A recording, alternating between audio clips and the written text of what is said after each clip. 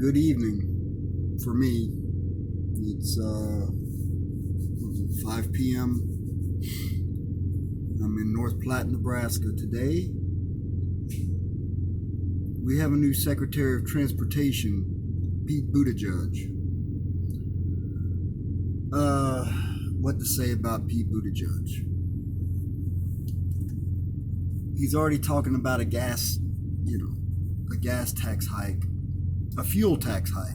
They always say gas, but it's not just gas, it's diesel. What do trucks run on? Diesel. What do trains run on? Diesel. That means the price of everything goes up when you put in a fuel tax. Unfortunately for everyone, most people don't understand that. I drive a truck. If we have to pay more for fuel, we eventually have to raise our rates. And if we have to raise our rates, I haul food, I haul beef. That's about all I haul.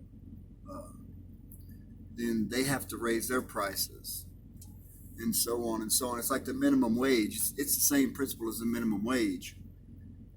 You raise the minimum wage, and everything goes up. People lose their jobs, and everything goes up. And the minimum wage is, I wasn't really going to touch on that, but since I brought it up, I always find it fascinating when people say, well, you can't raise a family on the minimum wage. Well, you're not supposed to. Let me tell you something, and this may sound a little cruel, but if you're like 35 years old and you're trying to raise a family and you're only making minimum wage,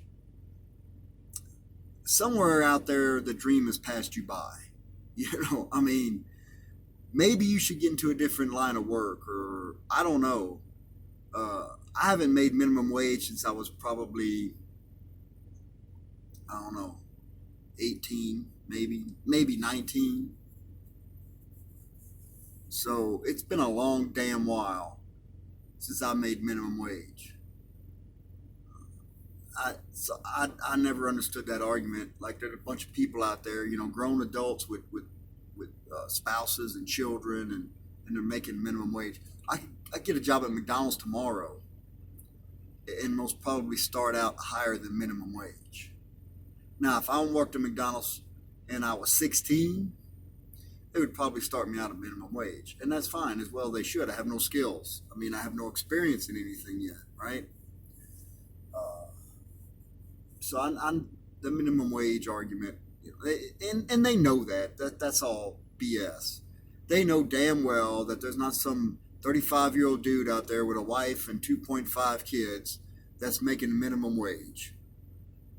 But they try to sell that to people, and some people eat that crap up.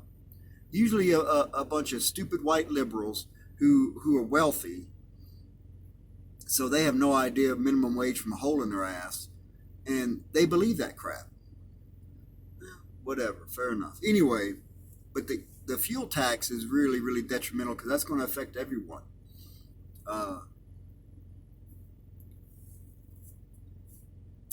We have gotten ourselves into the whole federal fuel tax predicament the same way we got into ourselves in a lot of problems, and that's ignoring the Constitution. We let the federal government build a federally funded highway system, the interstate highway system, federally funded. Now, a lot of people say, well, we had the U.S. highway system before that. U.S. highway system was not federal. Even though it says U.S. highway system, each individual state built their own stretch of the U.S. highway system. In other words, Route 66, which goes through the town I live in Shamrock, Texas. Texas built its part of Route 66 from the Oklahoma line to the New Mexico line. And when they got into New Mexico built their stretch of Route 66. Now, there was a coming together of the states by the federal government because the government knew we needed some sort of highway system to connect everybody and everything. Because before that, we basically had dirt roads. But it wasn't federally funded. It was funded strictly by the state, by the different states. The interstate highway system is totally different. The interstate highway system is a federal system. When you buy gas or diesel at the pump, in your town, a portion of that goes to the federal government. The federal government supposedly takes that money, sends it back to the states to repair the roads because we federalized the highway system. Now, I'm not going to say with that we didn't need the interstate system. Obviously, this nation would be at a standstill if we were all running on, 2-lane highways or going through towns, red lights and all that. We needed an interstate system. We could have built it like the U.S. system, though, and every state be responsible for their stretch. So what happens now? This has been a club that the federal government has beaten the states over the head with for decades now, right? Because you ever wonder why every state now has a seatbelt law? Every state has insurance rule. Every state has when one state's blood alcohol content for DWI goes down to a certain number, pretty soon just about every state goes to that. Why is that? Well, because the federal government goes to a state and says, look, we can't force you to have a seatbelt law, obviously. But if you don't have one, we'll just hold back your highway money. And then you can't fix your roads. It's a mob tactic that the federal government uses against the states. It's a mob tactic, man. The federal government is like the mafia. And it doesn't care if I don't care if it's a Republican or a Democrat in office. It's a mob tactic. So they just hold the states hostage. Now, if we actually had a liberty-minded governor somewhere in the United States who said, you know what, Washington, D.C., we're just not going to send you any more fuel tax money. If somebody buys gas or diesel in this state, the tax money is going to stay in this state. Now, what are they going to do? They're going to march troops into that state? I doubt that. I don't think any president wants that PR, right? So that's how they beat us over the head is with the fuel tax. And then that's how we've lost so many liberties. I could go on for an hour on the liberties that we've lost over the federal interstate highway system. Again, not saying that we didn't need an interstate highway system. I'm just saying it should have never been federal. So here we are now, today in 2021, and Pete Buttigieg, right off the bat, we got to fix our crumbling infrastructure. We've been hearing about crumbling infrastructure since Bill Clinton and before that. Every president. Trump did the same thing. Right? Obama did it. George W. Bush did it. George W. Bush did it. Then Obama did it. And we hadn't even spent all the money from the Bush administration on the highways yet. And Obama was already saying, we need money for the highway system. But we ain't spent the money from the Bush administration yet. And the same thing here. Trump did that for 4 years. Where is that money?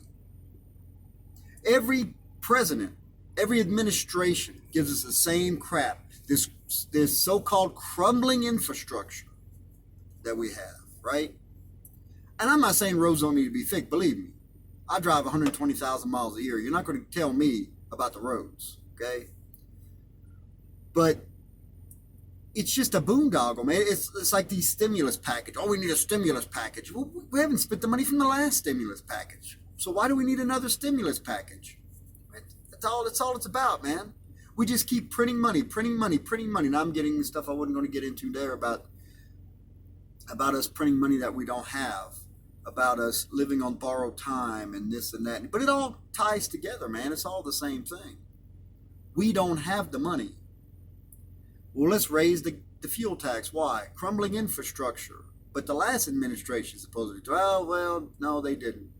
Well, the administration before that, the Obama administration, no, they didn't. Oh, okay. Where'd all that money go? Right?